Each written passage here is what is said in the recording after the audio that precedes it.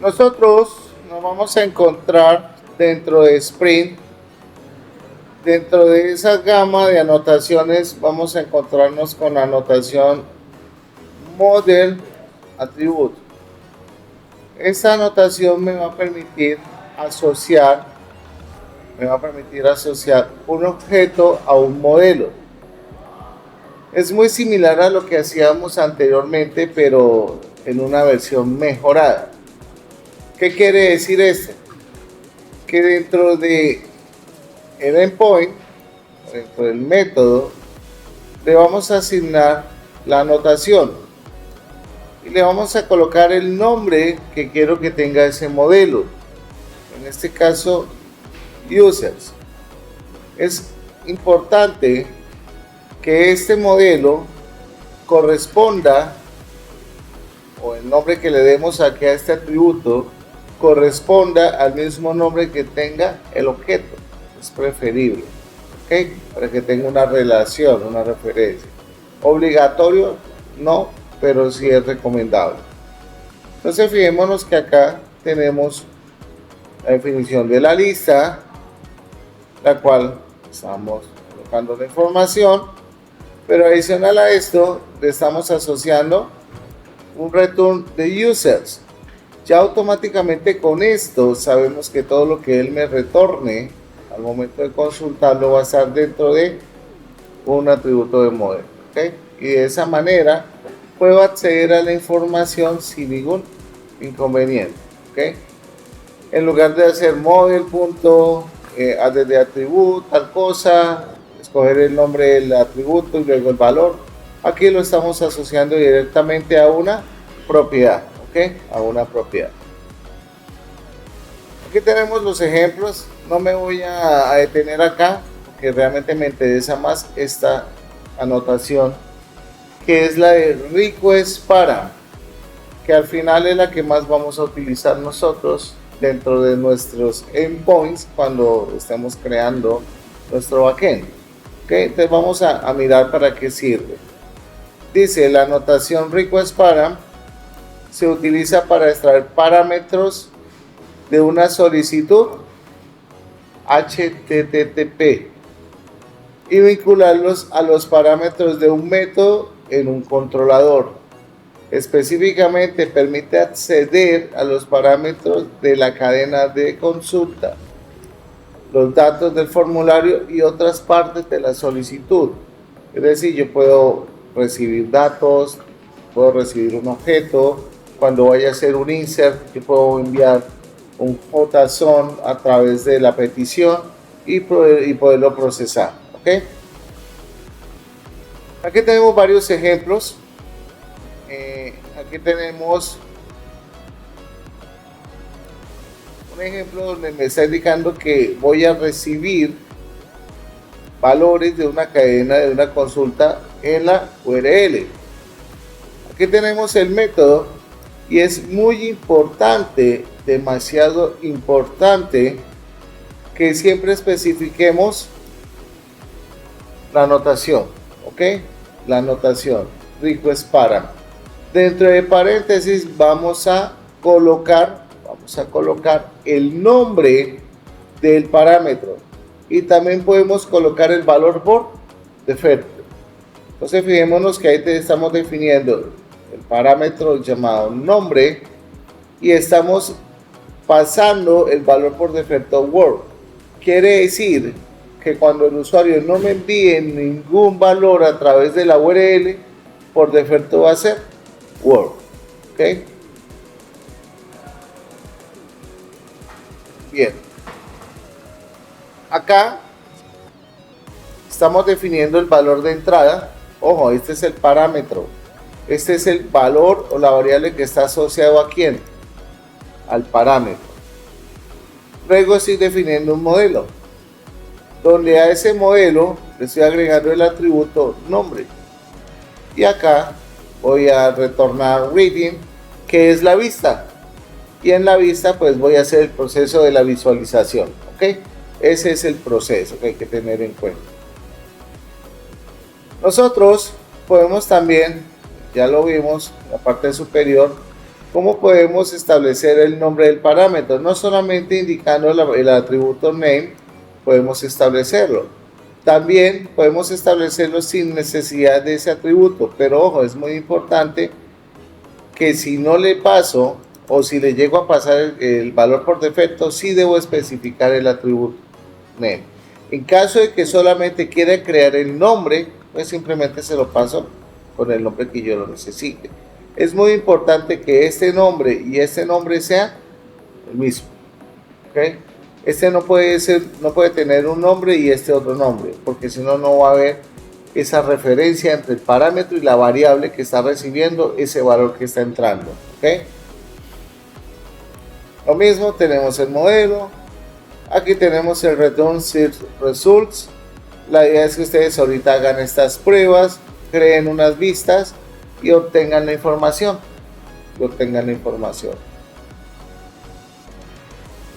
Aquí tenemos para establecer valores predeterminados, que ya lo sabemos en la parte de arriba.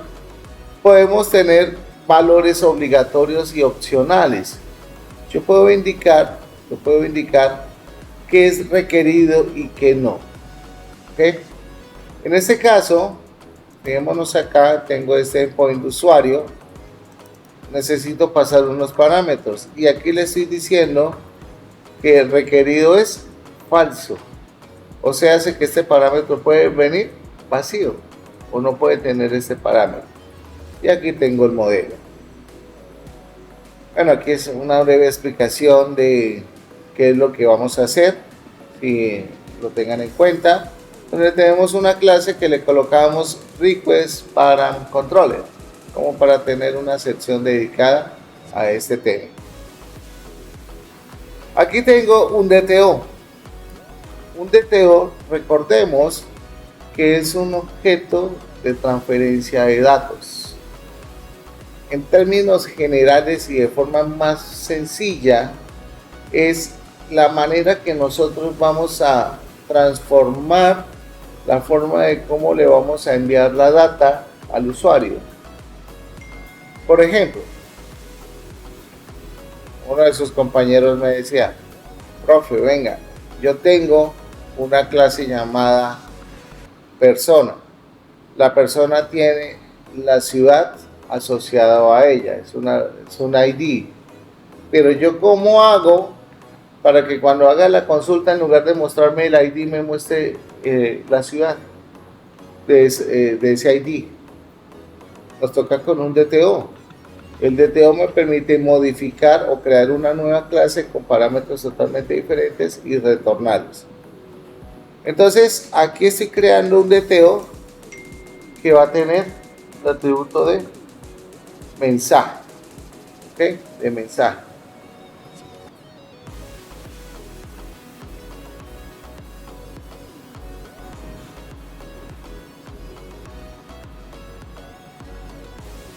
Espérenme un segundo.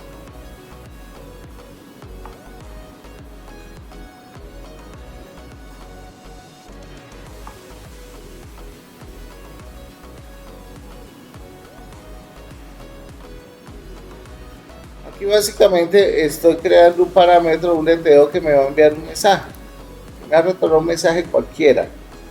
Entonces, fijémonos acá que en el request para un controller tengo un API base que se llama como API params. Luego acá tengo un nombre X, foo, donde le estoy diciendo que este señor me va a devolver qué tipo de datos. Un param DTO. El param DTO, entonces le estoy diciendo: oiga, usted me va a recibir un valor que es el mensaje, pero si no me envían ningún mensaje, quiero que me imprima hola mundo. ¿Cómo sería la prueba? Fijémonos aquí en la URL, donde le voy a especificar el nombre del endpoint, el símbolo de pregunta, el nombre del parámetro y el valor que le quiero enviar. Entonces aquí le digo: saludos programadores. Entonces cuando hago la solicitud, me va a mostrar en pantalla el mensaje, saludos programadores. Ahí lo que estoy haciendo es a través de la URL enviando un valor. Eso es un paso de parámetros a través de URL, que hoy en día no se debería hacer, pero igual hay que enseñar cómo se hace en caso de que lo requieran en algún momento. ¿Okay? Entonces acá lo que va a hacer es recibir el mensaje, pero en este caso, fíjense que estoy pasándole, no le estoy pasando el mensaje y me está imprimiendo Hola Mundo. ¿Por qué Hola Mundo? Es el valor por defecto que está asociado.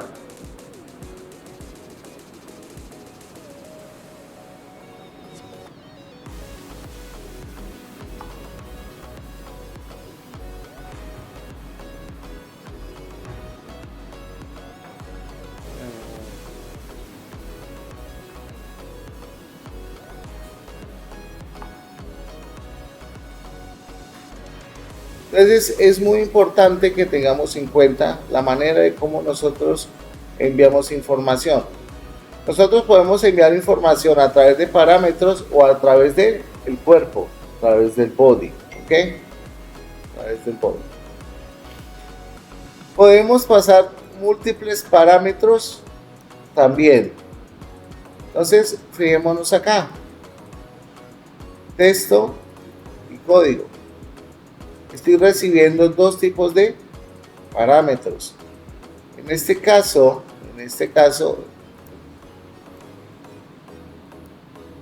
al momento de recibir la data, es muy importante tener en cuenta la referencia de estos dos. Aquí prácticamente estoy definiendo estos dos parámetros como obligatorios. ¿Okay?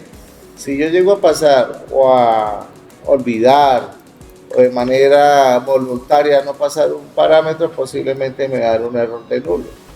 ¿Sí? Es importante. Entonces aquí tenemos nuestro siguiente ejemplo, que es el que les estaba mencionando. Ya ahorita les voy a dar el espacio para que hagan la práctica de parámetros. ¿Okay? Es importante que tengamos en cuenta el DTO. Ojo, yo aquí le estoy pasando el texto y el código. Cordial saludo, código 23. Quiere decir que ustedes ya tienen que estar asociando que como estoy utilizando params DTO, o sea, hace que el DTO inicial debe tener un cambio, ¿sí o no? ¿Cuál cambio debe tener el DTO? Debo asignarle el código. O sea, tengo que ir al DTO y decirle crear un string de código, porque si no me va a dar error esto. Entonces, ojo con eso. ¿Listo? Entonces, vamos a implementar esos parámetros. Vamos a implementar la práctica de cómo pasar parámetros desde la URL y cómo crear nuestro DTO. Es importante, pues, por buena práctica y por salud mental, que los DTO siempre se encuentren dentro del dominio, ¿no? Pero acá pues no estamos trabajando todavía el concepto hexagonal, ni de capas, ni orientado al dominio, ni nada de eso. Entonces pues es importante que se creen acá a partir de ¿dónde? De el paquete principal, ¿ok? El paquete principal. Y ustedes ya saben que le dan clic acá en el más y van a crear el DTO. O como tengo yo en el ejemplo acá, si ustedes se dan cuenta, yo no lo creé desde la principal, sino lo creé dentro de modelos. ¿Por qué dentro de modelos? Bueno, porque dentro de modelos están las entidades y dentro de las entidades puedo definir los DTO, que es la transformación de esa entidad a otro valor. Un DTO también me puede servir para poder cambiar los nombres de los atributos al momento de mostrárselos al usuario. Por ejemplo, si yo tengo una entidad con los datos de mis clientes, está cédula, nombre, apellidos, correo electrónico o email. Si yo quiero que esos atributos no aparezcan como yo los tengo definidos realmente, pues utilizo un DTO. Yo le digo, oigan, la cédula no se va a llamar cédula, sino identificación. El nombre no se va a llamar nombre, sino nombre persona. Entonces, al momento de que alguien me llegue a hacer una inyección o algo de eso y pueda ver esa información, pues va a ver los datos y los nombres falsos. ¿Okay? Es otra forma de proteger la información. Para eso también nos sirven los DTOs. ¿Listo? Pero bueno, después seguimos profundizando en los DTOs. Por ahora vamos a practicar el tema de los parámetros. ¿Okay?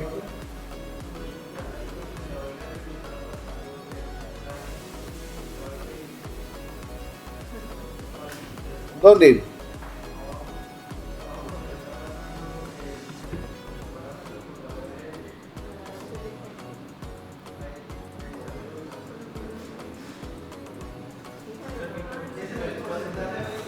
Ah, ese es el porcentaje del espacio. Es el espacio, es el espacio. Es el espacio, es como HTML, eso lo interpreta así. El espacio. Bien.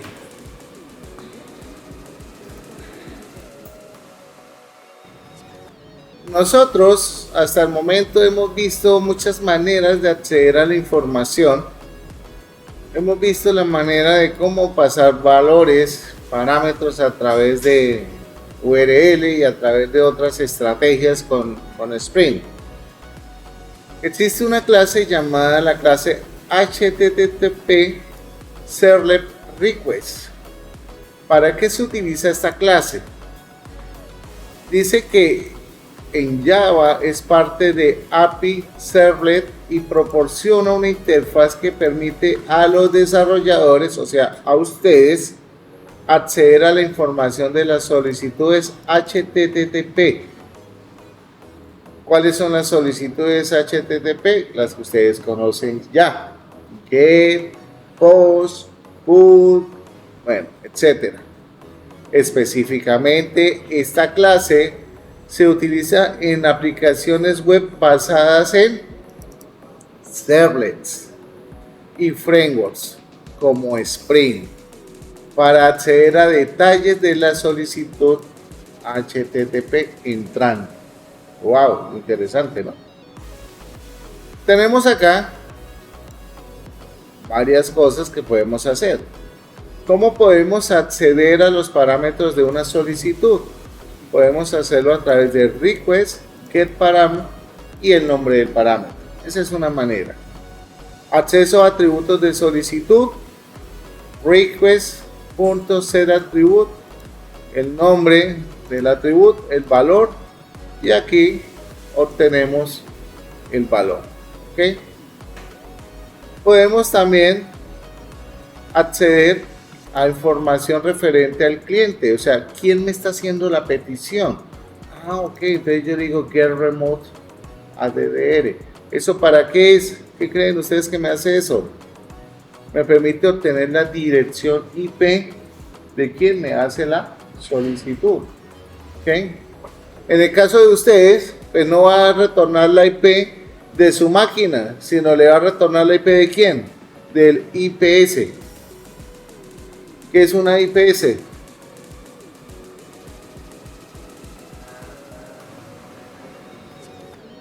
De internet. Proveedor, de su proveedor de internet, ¿cierto? Si yo quiero acceder a la cabecera de la información, puedo usar esta petición o ese método. Yo puedo gestionar sesiones, que yo puedo tener sesiones dentro de mi backend. Entonces yo puedo gestionar sesiones a través de get session, donde puedo crear una sesión y la sesión se crea de tipo HTTP session. Esto es para conservar valores mientras que se tenga una solicitud activa. ¿Okay? Bien. Por aquí vamos a tener unos ejemplos los cuales pues podemos utilizar a la hora de trabajar. Veremos acá esta petición, este endpoint que se llama request y yo lo tengo como para meets DTO, donde voy a recibir un request. Fíjense que acá este request es de qué tipo, servlet request, y aquí estoy utilizando los métodos que vimos en la parte de arriba para poder obtener los valores. Entonces fíjense acá de qué manera yo puedo enviar la información a través de la URL. Pero ojo, acá él no me va a recibir parámetro por parámetro, me va a recibir ¿qué? Toda la solicitud. Es decir, esa información me va a llegar al backend agrupada en un solo objeto llamado request, que yo voy a poder extraer a través de los métodos get, es otra cosa, ¿ok? Esos métodos get pertenecen al servlet request. ¿Alguna pregunta de este tema? Realmente es bastante sencillo lo que estamos viendo. Estamos revisando cómo hago para recibir información desde el exterior.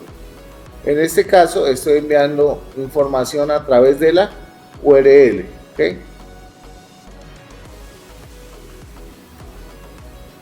Dice, presenta un error al momento de pasar valores no válidos. Importante la validación. Por ejemplo, si se envía un texto en el código, se puede disparar una excepción en ejecución, ¿sí o no? Porque es que el código acá lo estoy convirtiendo en ¿qué? En entero. O sea, si yo le paso un valor de string, pues automáticamente me va a dar ese error. Entonces, ¿qué hay que hacer?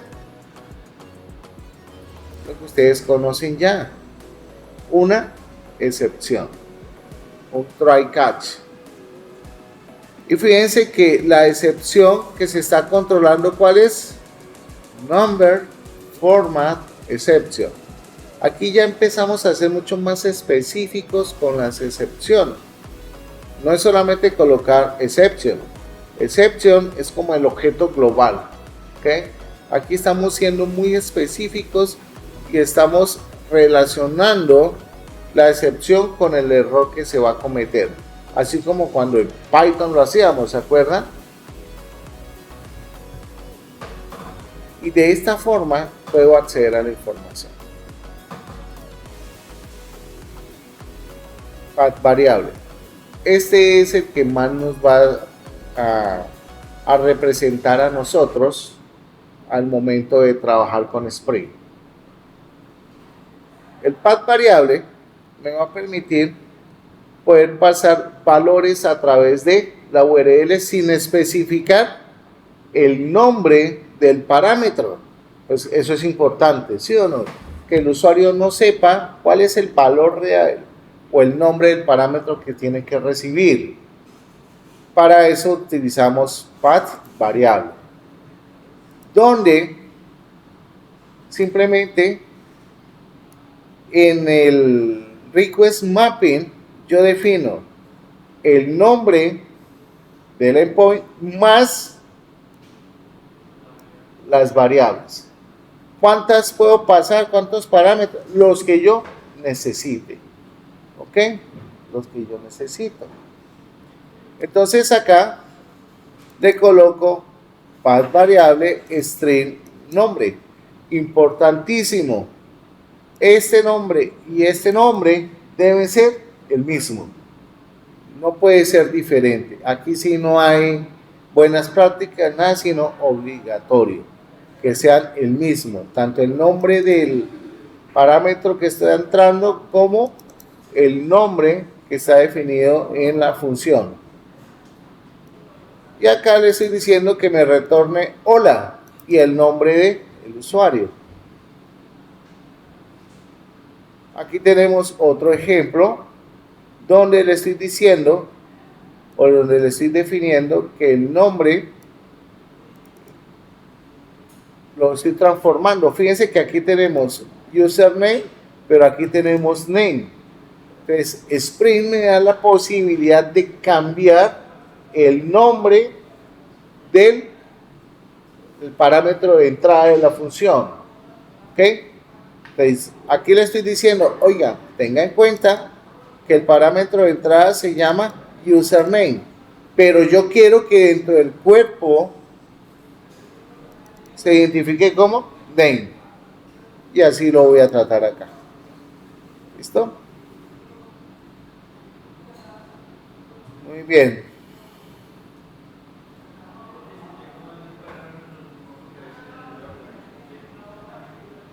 Sí, señor, si son múltiples, creo que por aquí yo tengo un ejemplo. Mírenlo acá. Producto, product name, ID. Entonces, yo voy colocando en la medida, voy colocando las variables y los parámetros. Eso sí, es muy importante que el orden que yo los pase, pues coincida, ¿cierto? Coincida. Miren acá.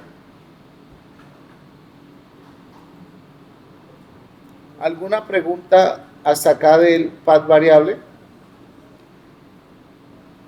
¿Quedó claro? ¿Sí? Listo. Así como puedo enviar valores por parámetro, yo puedo pasar un formato JSON. Pero el JSON se pasa a través de la petición del HTTP POST. ¿Ok? ¿Y cómo lo hacemos? A través de la anotación request body. ¿Ok? Y acá le paso el nombre del objeto. Resulta que cuando yo hago el envío desde mi front o desde Insomnia o desde Postman, cuando Spring recibe ese JSON, él automáticamente hace la labor de serializarlo y me lo convierte en el objeto de entrada, en este caso user. Por eso es muy importante que las propiedades que yo defina en el JSON deben ser las mismas que yo tengo en Spring, en el objeto, en la clase. Si no, matanga, no va a funcionar. ¿Ok? Aquí, por ejemplo, le estoy diciendo que a user set nombre, conviértame el nombre en mayúsculas y me lo retorne. Me retorna aquí user. Bueno, aquí hay una explicación, eso ahora se los dejo para que lo lean ustedes. Ahora, ¿cómo hacemos este ejercicio desde Insomnia? Pues lo primero que tengo que hacer es generar el request, que eso lo hemos hecho siempre. Igual lo tenemos que hacer en ThunderClient, lo tenemos que hacer en Postman o en el cliente que nosotros estemos usando. ¿Ok? Bien, aquí van los pasos. Importantísimo no olvidar, él por defecto nos pone el get, pero es muy importante siempre cambiarnos a el post. Obviamente es importante dependiendo de qué, del tipo de HTTP o de solicitud que yo vaya a hacer. Put, get, post, delete, bueno, eso va a depender de lo que yo necesite probar. ¿Ok? Acá, como vemos en este ejemplo, yo le estoy pasando el nombre del endpoint. Pero acá en Insomnia le estoy diciendo que en el body voy a enviar un JSON. Y eso lo tenemos que hacer en cualquier cliente ID. ¿Ok? En cualquier cliente ID.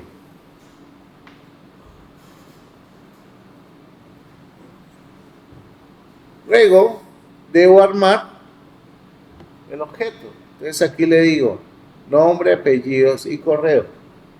Fíjense que es un JSON normalito, pero ustedes ya conocen. ¿Ok? Yo le hago la petición, hago el envío y automáticamente acá envía los datos y me devuelve por defecto una respuesta. ¿Se acuerdan del ejercicio que tienen que hacer? Miren, ahí está un pedacito de lo que tienen que hacer. Tienen que enviar ustedes el formulario a través de una petición POST y esperar por medio de una promesa que me devuelve Spring, capturar eso y mostrármela debajo en el formulario. Eso es lo que necesito que hagan por ahora, nada más. Entonces,